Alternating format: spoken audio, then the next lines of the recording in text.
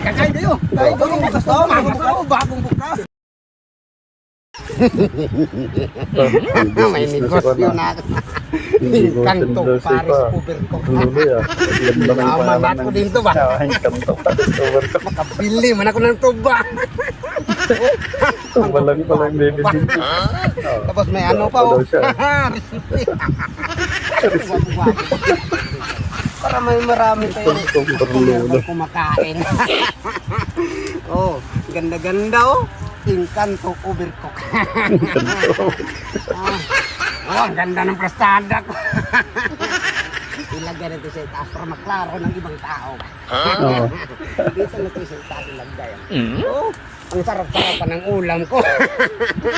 Oh, yun nyo. Oh, Paris. Oh, ang ganda-ganda. Oh, ang sarap-sarap pa tingnan. Siguradong maraming bibili ito ba? Na, ang ganda-ganda. Sarap-sarap ng mga pagkain. Handa ko.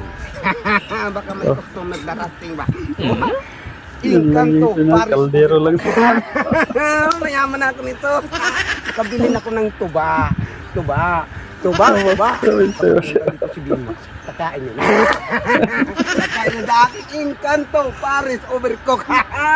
May pira na ako. Makabili na ako ng tuba. O, tingnan nyo ang mga pagkain ko. Oh, ang sarap po. Ang ganda-ganda. Sarap sa picture. Oh, maganda ko. Baka may customer darating. Ganda na daw siya para may dumating ng Naman nakabili na tayong tuba. Sarap-sarap yung tuba. Magyaman ako nito.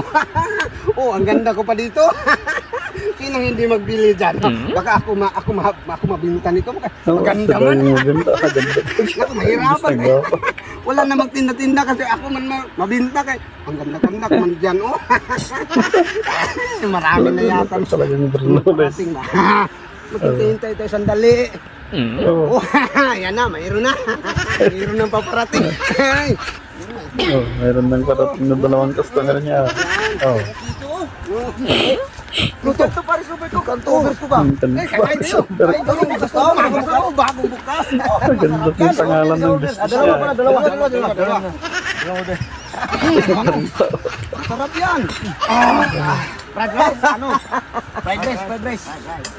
Fried rice pa daw ang order niya. Okay. Bango. Magyaman ako nito.